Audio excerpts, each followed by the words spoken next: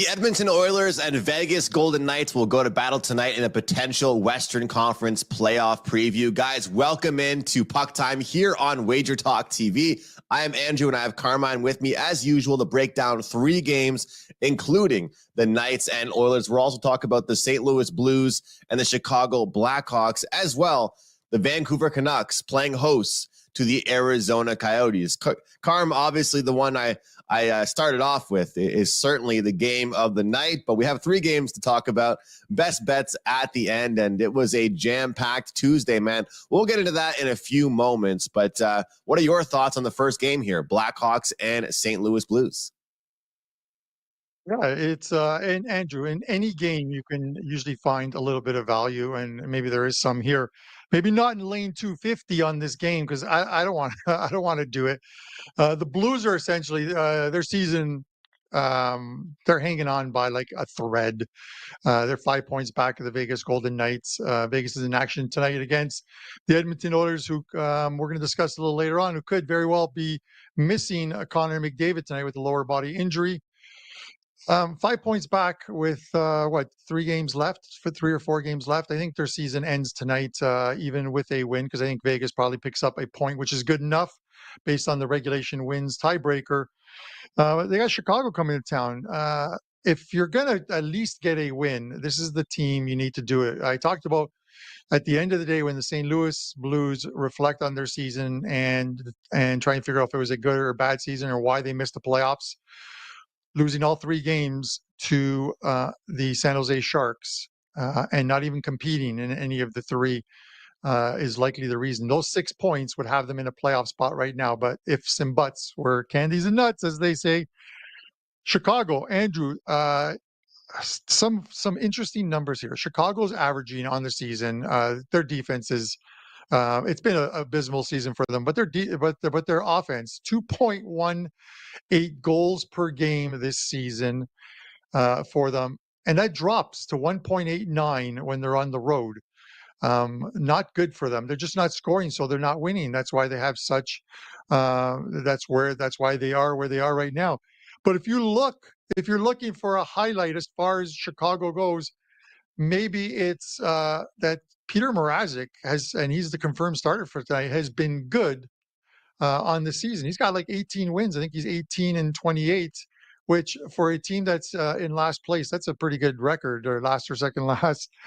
The problem here, Andrew, are the splits. Mrazek at home, 14-10-3, 246 goals against average, 926 save percentage. That is about as good as you can get for a goalie on one of the bottom feeders of the league. As far as home splits at home, on the road, not so good. 4 wins, 18 losses, one OT loss, 368 goals against average, 1.4 goals more per game allowed on the road. His save percentage drops from 926 to 886. Anytime you're under 9, and anytime you're at in the 880s, it is not good. I don't see a lot of scoring in this one. I think the Blues get one of those workman-like 3-1 or 4-1 wins, kind of like what I thought about yesterday when I talked about the Carolina Hurricanes. I thought a 4-1 win was feasible, and they went into Boston and won by that scoreline. So I'm going to take the under here. We missed the boat on the 6. It was there, and then it was gone. Not many had the chance to grab the 6. It's at 5.5, and I'm going to take the under in this one. I don't blame you quite a bit, Carm. And, he's one of those goaltenders right now where you put him on a different team, he'd be getting a lot more respect. You're absolutely right about it with Mrazek. And I think about a guy like Connor Ingram for the Arizona Coyotes, the season he's had, and how much easier it is for guys to get recognition when they play on a quality team versus being a goaltender on a team that's not very strong. And, it hurts your goals against average. It hurts your save percentage. So people might not notice the abilities of a certain guy based on the team that they're playing on and the struggles that they've been dealing with. But, you hit it right on the head there as far as the home road and splits. You find that a lot with these younger teams. As somebody that tries not to miss a Montreal Canadian game, I know all about that.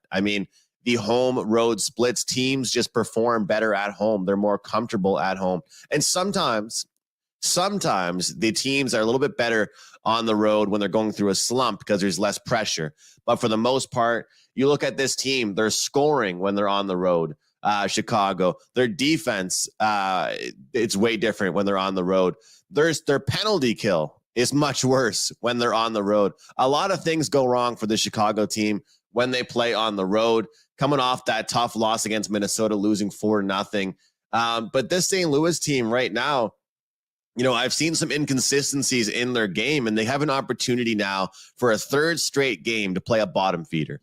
And I'll tell you, they're not happy. The quotes out of the locker room, the coaching staff, they're not happy. Whether or not they can squeak in, which is, not going to happen, or just end the season off on a good note. You've got San Jose, Anaheim, and then Chicago here, Carm, in a 3-game span.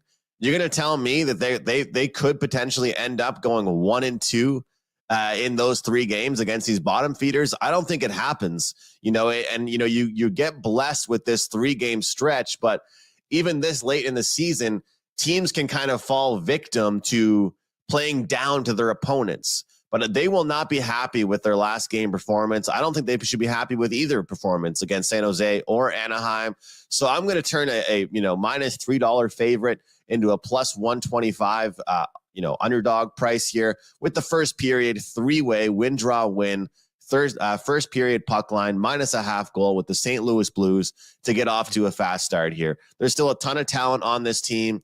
And, this team, the quotes I saw were them pretty much just saying, we've been slow starters. We have been taking way too long to get into games. We're putting ourselves in positions where we have to come out with a big second period. Well, hopefully that message gets across to the locker room here today, Carm, and I can get a early lead for the St. Louis Blues.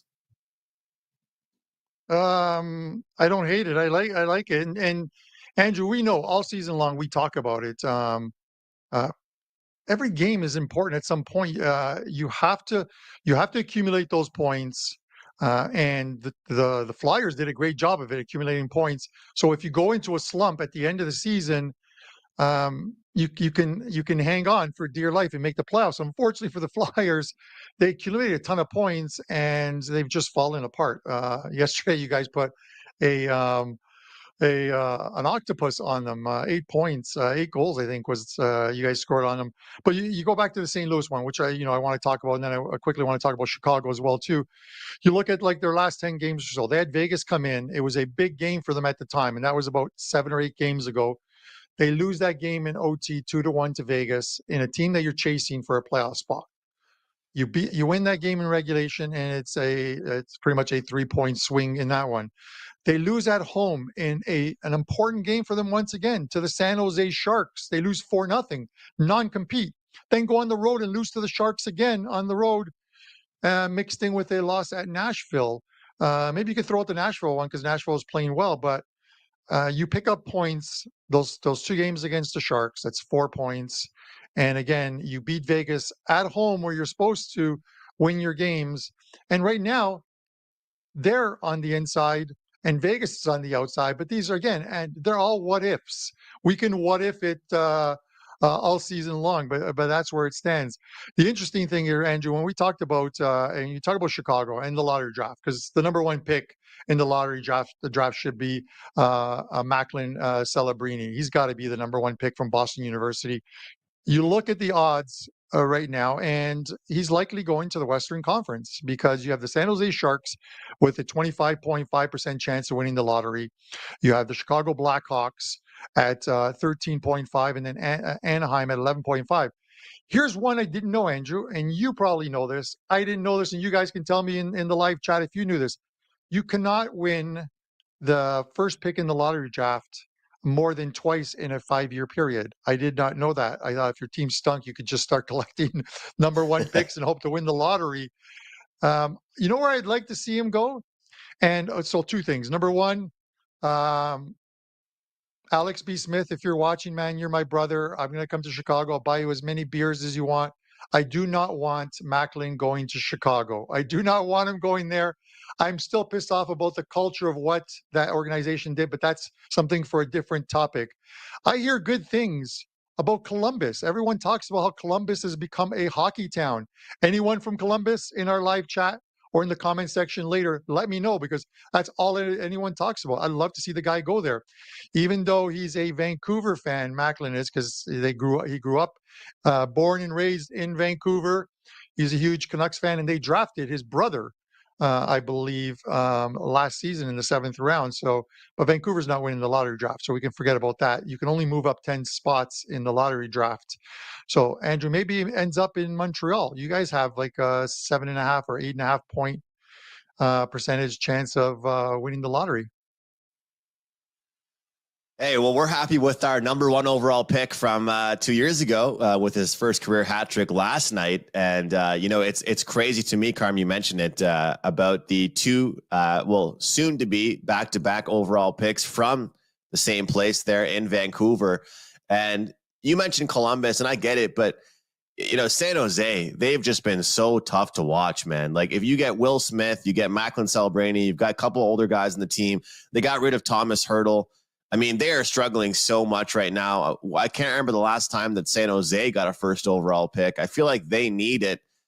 Anaheim, I mean, look at Anaheim. No matter who they get, they're going to be in the top 5. They're going to be building. I mean, they've done a great job of their prospects so far this year. So either way, it's going to be great. But you're right. Columbus is a great, I mean, when they were in the playoffs, their fan base was going crazy. And even before that, they were happy to get Johnny Gaudreau.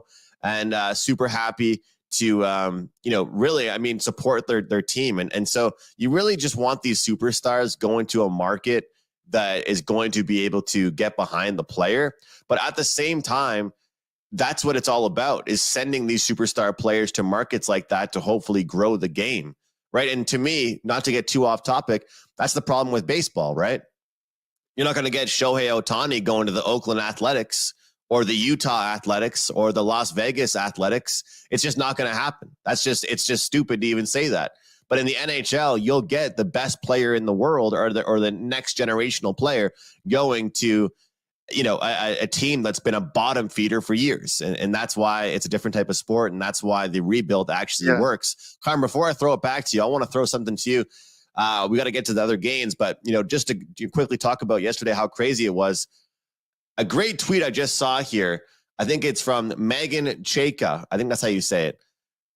A Flyers playoff chances by date on March 24th, 88%. April 5th, 53%. April 7th, 22%. Today, it is 4%. It's unbelievable how Detroit and Philadelphia have just absolutely plummeted. And then you've got teams like Pittsburgh, New York Islanders, Washington Capitals, and hats off to you, Carm. I tip my cap. I didn't end up going against you officially, and you called it, man, with the Islanders last night playing a great game. Patrick Waugh had that team ready. So it's crazy how, when you're in playoff mode for so long, it's hard to stick with it. You can't, every game is must win for a month. Eventually you're going to go through a small skid, and they did that. And the Washington Capitals yesterday, Carm, I got to start listening to myself, man. I keep saying there's only 3 guys that score for this team, and it's the same guys scoring, but I'm not betting it. Ovechkin and Strome, it's unbelievable. But any quick thoughts on last night and any quick thoughts on that Philadelphia chart? I mean, that's crazy. 88% back on March 24th. Yeah, a few things, and we're going to get to this, the Vegas Edmonton one. We'll have plenty of time. She is from, she started StatLeaks, it's all analytic based stuff. She's out of Hamilton, Ontario, I believe, as well too. Does phenomenal work and puts up charts on individual players as well too, and tweets the stuff out. So good on her. And yeah, that's a crazy number.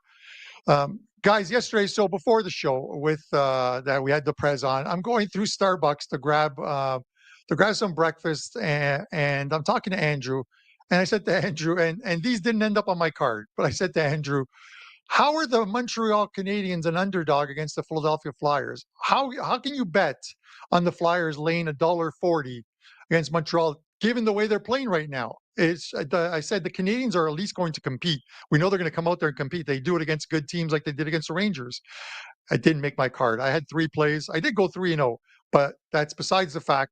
And then the Islanders. We talked about the Islanders, and Coach Rich, who commented on our video afterwards, and then some other guys as well too, talked about, come on, man, the Rangers. I think it was I can't remember who it was, and I said, listen, in these rivalry games, they just get up regardless of how the teams are doing. But in a 7-game series, I don't think the Islanders stand a chance against the Rangers. I think it goes no more than 5 games that they were to play. But on any given Sunday, like the Pacino movie, you can win.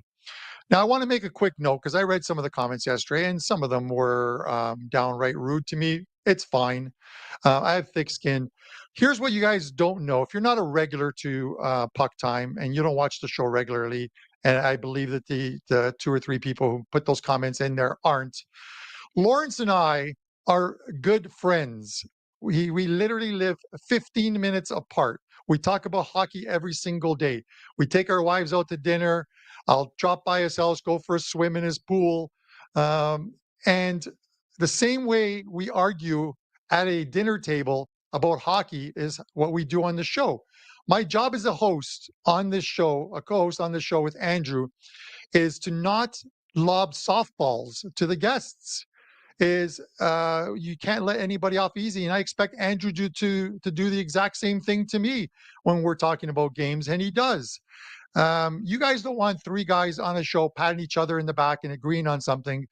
If the show does anything, it is to make you guys learn what thought process we go in coming up with a game. No one is telling you you have to run to the site and buy plays. No one is telling you you have to follow us, but maybe just the thought process we put in to our games and how we come up with plays. If that helps even one person on this show that is watching now or later on, then we've done our job. That is what the show is about, is making novice bettors to hockey learn what we're thinking about when we're putting plays together, whether it's analytics, whether it's the eye test, whether it's rhythm that Perez talked about. That is what it's all about, guys. So anyways, with that said, I called Perez this morning to wish him good luck. He's off to Montreal to play in a poker tournament. I told him to break a leg. I don't think you can do that playing poker, Andrew. But speaking of lower body injuries, Connor McDavid, let's go there. Oh, I thought you were going to say, speaking of lower body injuries, the Vegas Golden Knights. I guess it works for both teams here. Great stuff. We're very well said there, Carm. We've got a great matchup tonight, Vegas and Edmonton. Edmonton here, slight favorites, but with the great segue Carmine mentioned, we got a question mark listed next to Connor McDavid's name. And, we probably should think here, guys. They're going to the playoffs. They want him healthy. They will not put McDavid out there if he is not healthy and not able to play. Clearly, the game of the night here, fellas. We got a minus 115 price next to the Oilers, despite the question mark next to his name. And I will say this. If you want the Oilers, you probably bet it now. If you want the Golden Knights, you wait. You're going to only get a better price. You will not get a worse price. I would argue here, at the same time, this is going to be something where you're going to want to wait to see, because if he is announced out, it's going to be a little bit different, but right now he's questionable. So kind of manage the lines right now. Try and watch what the lines are and see what happens. But over 4 of the last 6 games for the Vegas Golden Knights, under 4 of the last 6 games for the Edmonton Oilers. It's a battle of 2 teams currently playing different hockey, Carm, right now. This Edmonton team seems to be at their best when they are playing in unders, playing defensive hockey. Vegas right now, they're playing in shootouts, and it's very unexpected. It's not what this team is usually known for. So what do you think happens here, Carm? What type of game do you see taking place tonight in Edmonton? Yeah, the first thing that came to mind, Andrew, like last night, I'm looking at the lines and I see the opener.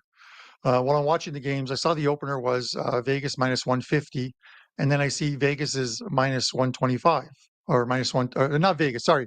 Edmonton was minus 150, and then I saw that while that was the opener, I saw that our consensus number on the WagerTalk live lines was at Edmonton minus 120. So I'm like, they went from 150 to 120. So I thought maybe the opener was wrong.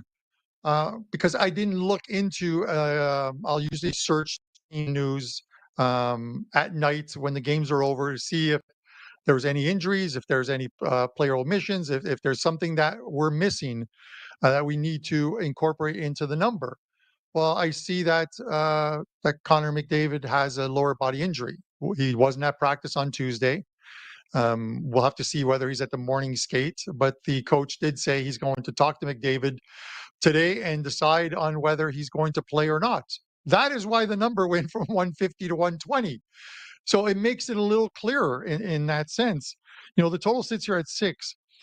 I'm going a different route here, Andrew. It's just because you look at this one. I don't think Vegas can catch the Oilers. They're 7 points back for the number 2 seed right now. Vegas, Edmonton's still trying to catch Vancouver and have a slim chance of catching them, but they could with the 2 games in hand, win them both, which tonight is one of them, and it puts you a point back of Vancouver with those other couple remaining games. I don't like the fact that McDavid could be out, so it's tough for me to come up with a side because if McDavid's in, I want the Oilers.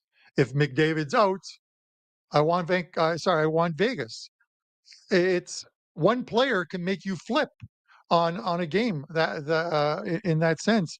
Total sits here at 6. I don't even like the total, so I'm going to go with something a little different for you guys. And this is one of my client plays. I gave you guys Jack Eichel before. I'm going to give you Jack Eichel again. He went over his shot prop last time when I gave it out as a free play. I think it was on Monday. He's gone over his number 16 of 21 games. Still a big game for Vegas because a win tonight, or if they pick up a point, they clinch home ice. But they're still positioning on whether they get that seventh seed or the 8th seed. Right now, they get the 8th seed. They end up in that wild card spot. They're playing the Dallas Stars in the first round. That's not a good series for them. If they finish 7th, they're likely going to get the Vancouver Canucks. That is a better series for the Vegas Golden Knights. So this game has importance for Vegas in that sense. And when games are big, your guns come out to play. And Jack Eichel is one of the guns. So I'm going to take over 3.5 shots on goal for Jack Eichel. You're going to have to lay some vig on this one. We got low vig last time. This one's 145. Carm, that's what I want to hear. If it's not broken, why change it? Why try and find a new player? Why switch it up? That guy is shooting the puck right now. He cashed last time. He'll most likely cash again and again and again, and we'll look to bet on him as well in the postseason. Speaking of prop bets, I've got one as well here, Carmen. This one, again, has a lot to do with whether or not we will see Connor McDavid in the lineup tonight. If we do not see McDavid in the lineup tonight, we will see Nugent Hopkins, Draisaitl, and Zach Hyman as the top line, Kane, Henrique, and Fogle on the second line. So websites are already showing us what the potential lineups are here for the Edmonton Oilers. And who doesn't love a shot prop at plus money? Well, Ryan Nugent-Hopkins, top line player, if McDavid is not good to go, over 2.5 at plus 105. That's currently a price at DraftKings. Love that number here, Carm. I mean, a lot of times in the NBA, NFL, and the NHL as well, you can find guys that will be the next man up in the depth chart, the next man to replace all those shots from somebody else. If Ryan Nugent-Hopkins takes the spot of Connor McDavid, he's not going to be able to be Connor McDavid. Draisaitl might make more plays. We might see Zach Hyman doing more, but you're going to give me a 2.5 number, whereas his line mates, Draisaitl and Hyman, are both at 3.5 minus. We're going to get 2.5 plus 105 on Nugent-Hopkins. I really like that one. But overall, Carm, my sense here was actually the under in this game. And a lot of that was to do with the fact that Vegas, their last game, they open it up 2-0. I mean, they start things off on a strong note. And what did they give up? 4 unanswered? I think that's what it was. Or did it finish 4-3? Either way, they blew their lead. They did not play Vegas Golden Knights hockey. And despite adding Thomas Hertl and some of these guys at the deadline, their true identity is being a defensive team. So we've seen Edmonton win 5 straight games against Pacific Division opponents, and a lot of that has been because of their defensive game. So I think if I was asked to bet a side or total here, I would go with the under. But one of my favorite plays in this game is Nugent Hopkins player props. I might look at him power play point. I might look at him shots on goal, assists, because this is a guy I think that will be taking McDavid's spot on the top line, Carm. It's kind of like that next man up mentality. When you have a wide receiver one get injured, you want to look towards that depth chart and find that next guy that's going to get those catches, get those targets. That's how I feel about Nugent Hopkins tonight. And Andrew, why did you have to mention wide receiver one? You know what I mean? Because I'm still hurting about Stephon Diggs being being sent, and you're talking about WR ones. I don't even know who I'm going to take in my fantasy football league anymore. Or the way this is going, man. Maybe I sign for the Buffalo Bills. You could just hear the announcers. Look at that fat Italian try and catch up to that ball from Josh Allen. But it is. I listen. I get it. I was looking at these props late last night and early this morning, trying to find, if the fact that McDavid, if he sits out, is there any value in grabbing any of these lines early? And they're already juiced. It's Leon Draisaitl, who doesn't. You look at some of his stats over the last 10 or 15 games, and he doesn't go over his number very often. He gets a couple shots on goal type of thing, but he's juiced to like $1.66 on over 2.5. I can't take that. I saw a couple other ones that were like 3.5, and again, they're also juiced. They they've already baked in the McDavid out of the lineup juice into some of these numbers. So it was a complete pass from from the Edmonton side on these player props. So I went back to the tried, tested, and true. Let's see if Jack Eichel can do it for me. If not, I've got a Buffalo Sabres Jack Eichel jersey in the closet that Tuesday's garbage day. They could get it could get tossed. It's the Sabres one. It's not the Vegas Golden Knights jersey. Yeah, I mean, I don't think he ends up playing for Buffalo again, Carm. So you're safe in that department. That's for sure. I think he's sticking with Vegas. Guys, great show so far. Live chat is bumping right now. Only a few games, and I know yesterday there were so many games, but when it's only a few games, I love when you guys comment after the show here on YouTube or the YouTube Shorts, Instagram, Facebook. Let us know who you are betting on tonight. Give us a player prop. Give us a guy to score a goal. Let us know what you think about Wednesday night's card in the NHL. And maybe you can give us your pick on who will squeak in that final playoff spot in the Eastern Conference. But if you're with us here now, please, guys, in the live chat, hit the like button. Show some love to us here on Puck Time. We really, really do appreciate it. All right, let's jump into Arizona and Vancouver. All right, Carm, this Arizona team let me down last night, man. I'll be honest. I took a flyer on Arizona. This was a team that I thought's been playing some pretty good hockey. They were scoring goals on a pretty consistent basis. And all of a sudden, the Kraken decided to play some defense and play like a real team. If only the Kraken played like that over the past few months, they might have a hope of actually being in the postseason possibilities and conversations. But nonetheless, the Coyotes get a chance the second night here of a back-to-back to kind of get back on track, to bounce back after an abysmal effort. And the Vancouver Canucks should be feeling pretty good based on their last outing. But at the same time here, every game matters. We're talking about home ice. We're talking about where you finish in the standings. And you've been doing a great job, Carmen, of keeping us all updated on all of that stuff and what games matter for what teams and how they can improve themselves. So even though this Coyotes team is a bottom feeder and the Canucks might look at it on the schedule and say, okay, this game is a layup, every win matters, not just for the bottom feeders, not just for them to move on for next season. Vancouver still wants these points here, Carm. Yeah, absolutely. They want them. I think a couple more wins, and they can pretty much lock up the number 2 seed overall, but the number 1 seed in the Pacific. And coming into the season, nobody would have thought that was even a chance of happening. Andrew, I tried to find the best numbers on these games, and it's tough because originally I was looking at Arizona tend to play one of those boring type of games at times, and even this late in the season, you fall into to ones where they're 2-1 or 3-1 score lines, and the number dropped from 6.5 to 6. And I'm almost tempted at that point to go over, just because I think Vancouver is going to provide a lot of scoring tonight. I think it's a game of importance to the Canucks. You got Arizona on the second of a back-to-back. And I believe, if I just bring this up real quickly, I believe Arizona, not bad on back-to-backs this season. 8-4 on back-to-backs. Exactly 2.75 goals scored per game. 2.75 goals scored per game against. So 5.5 goal average there. But it's Vancouver more than anything else.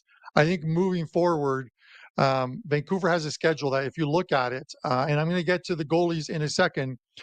They play Arizona tonight, then in a couple days of rest, and then they will play the Edmonton Oilers in Edmonton, and then they're home to the Calgary Flames, and then Winnipeg. So they're basically staying in Canada for their last 4 games and just going. These aren't big travel trips for them in that sense, but. Uh, their team totals at 3.5 minus 145. I can see them getting to 4 in this game. One of those 5-1, 5-2 score lines. It's highly likely the Canucks can score back to back for Arizona this late in the season. I tend to think that their season is done. It comes back again to those. On the second of a back-to-back with travel, do you really want to be stepping in front of a puck that's coming at you at 80 miles an hour, trying to block a shot in a season that is over? No, you're not doing that. I would probably lean to the over now at this point because it's at 6, but I'm going to take the team total because I always need to feel both teams can score in order to play the over. I felt that way against with the Columbus Tampa Bay game yesterday. We got there. I feel as that the Canucks are going to score here. So I'm going to take the team total over 3.5 minus 145. And that's going to probably be a small client play as well, too. I love those team totals, Carm. I really do. Cash one last night with Colorado. McKinnon nearly got that himself for me there with the hat trick. And this Arizona team, like you said, is pretty checked out. But one thing I always say is when you get a chance to bounce back the next night, sometimes it's almost better than having 2 days off, right? You have that nasty taste in your mouth. You want to get some revenge. You want to prove to yourself, prove to your teammates, prove to your coaching staff that you're better than the performance you just put out last night. And for most teams, I would say they try to bounce back defensively after being embarrassed like that. But the Coyotes, they're not going to bounce back defensively. The only thing that'll be better for the Coyotes tonight will be their offense. If that, they lose 5-0 to the Kraken. That game probably should have gone over. But as Carmine mentioned, sometimes you have to go towards some of these games and you have to look towards team totals, because if one team is carrying the total and carrying the over, you want to just isolate them. But I take a look at this Vancouver team. They have given up some goals, and when they do play some weaker teams, they have allowed some goals as well. So that will carry me into my best bet because I am on the over 6 in this game. I like the fact that it's a second half of back-to-back. I like the fact that we should have an angry Coyotes team motivated offensively to get back on track after being shut out last night, giving up 5 goals against Seattle, but 5 of their last 7 games have gone over the total. And remind folks at home, they scored 7 goals against the Vegas Golden Knights. And right now, this Vancouver team with Garland, with Pettersson, their top players are playing extremely well. This game should be an absolute shootout. I expect a high pace in this one. Shop around, get that 6, avoid the 6.5, and let's get some goals in this one. Guys, I have 1 play going at NHL tonight, 2 plays, including a best bet in the Major League Baseball world. And we also have a live stream today, myself and Adam Trigger, middle of the afternoon, live stream in the MLB, sweating out some wagers, trying to track down some in-game spots, and just chatting baseball on the midday grind on my McGinnis Picks YouTube channel. Carm, that's my best bet, so I decided to just dive right into it. Not trying to rush things here, but I was like, you know what? Why should I repeat myself? I'll just get right into it and say that's my best bet. So back over to you. That's fine. we'll send producer Dan to grab himself an espresso, kind of like you did yesterday when Prez and I were going at it, because we had just one or two more small things to discuss. In the chat, some people were asking about, Vancouver, who's going to be Vancouver's number one goalie. Thatcher Demko's had a great season. He's coming back. He was at practice on Tuesday. He didn't play the full practice, but they've been ramping him up. He's going to get some playing time. They want to get him ready before he plays a full game. For me, I think the full game is likely going to happen when they play the Calgary Flames, because you look at him. I don't think you want to put him in the lineup against the Edmonton Oilers, where he faces a lot of pucks, and maybe you start him against the Winnipeg Jets on the final game of the NHL season, in a game where it could very well be a meaningless game for both teams, and not really a physical one or a high scoring one, whatever you want to call it. He's going to be there. He's going to get some time in. Elias Lindholm, also back, was at practice yesterday. Very well could be in the lineup for the Vancouver Canucks tonight. That would be good to see him, especially if I'm taking the team total in that one. Andrew, one other thing before I get to my show best bet and what I have up at WagerTalk. We're talking about the draft lottery. I know there's really no, you could talk about who the best GM in the NHL is. I'm going a different route with the best GM. You know who I would say is the best GM this season, Andrew? I'm going to throw a loop at you right now. You're never going to get this one. Mike Greer. Why do I say Mike Greer of the San Jose Sharks? Because literally he got rid of all of those contracts and all that money, and they accumulated some picks that this team is starting from the bottom up. He got rid of all that. They have cap space. He got rid of all that stuff. Whether they got to keep Greer around. He did all the dirty work for him. Got rid of everything, and sure, yeah, the team stunk. They could end up with the first pick in the draft. We will see. But sometimes it's what a GM does to better the team that is going to finish dead last anyways that counts. Any thoughts on that real quickly? Well, I see you promoting tanking pretty much. I mean, it's good because you know what? You're right. Because one thing I'll say is that people give all the credit. Again, it's the same. It's a full circle moment here, Carm, because I was saying at the start of the show that goaltenders on bad teams don't get credit, right? How about GMs of bad teams? Those guys don't get any credit either, right? Until they start improving and playing well. So you're right. You could be a GM on a team that's not playing very well necessarily, and still, like, here's a good example. I think Kyle Dubas is an absolutely horrible general manager.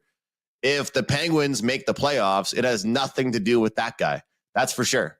Nothing to do with him. But people will say, wow, he was able to trade away Jake Gensel and they still made the playoffs. I think it's a good call by you. It's good to mention some of these GMs that, we can clearly say his team is not a top tier team. That's for sure. Yeah. He's not winning it. My favorite GM is still Andrews is going to be, because I talked about it at the beginning of the season when I said Nashville would make the playoffs, is Barry Trotz. He took over for the long-term GM there. I think was it Pole, who was there for like 20 plus years or whatever, with this franchise. And I said, if these guys are in a position to make the playoffs, he would probably make some moves to get them in. Trotz is a good GM, and Nashville's playing well. So we'll see what they do as far as the playoffs go. But with that said, you don't win a trophy for tanking, or not tanking your team, but getting rid of all your good players. A few things are going to have to happen. San Jose is going to have to get better soon in order to get seats in the stand. Seats in the stands, God. But get asses in the seats in the stand. They're practically giving tickets away in San Jose for games. And then number two is, Utah. They're doing everything to get a team. Let's just move somebody to Utah. Arizona fans, I'm sorry, but you guys have 5,000 seat stadium. Something's coming up where you guys are going to. There's going to be a vote or whatever on whether to build a stadium or move the team or what have you. But somebody's got to move. Full stadiums, full arenas, in the NHL is what it's all about. The whiteouts, we absolutely love them. Now, Andrew, I'm going to go to my best bets on here because you did yours. Two plays up in the NHL right now. Uh, my producer in my ear. Jesus, finally. There must be a lacrosse game somewhere that he's watching. Anyways, two plays up in the NHL tonight. I'm going to add another player prop to it as well, too. 3-0 night yesterday in the NHL, 13-2-1 NHL run, and since January 1st, number one at WagerTalk, up 55 units in the NHL. We've turned around the season, but there's still plenty of it left, another 8 or 9 days, plus full playoffs. So let's try and keep winning. My show best bet, I'm going to go back to that first game we discussed. Chicago just doesn't seem to be able to win on the road, score on the road. They don't give their goalie any support on the road. I'm going to take the Blues here, and I'm going to take them on the puck line, -1.5, plus 105, plus 110. Check the Wager Talk live lines. You can get the best numbers there, and it's absolutely free. Awesome here, Carmine. Guys, again, that great deal. Rest of the NHL season. Take advantage of it all the way through playoffs. Works for every single NHL handicapper.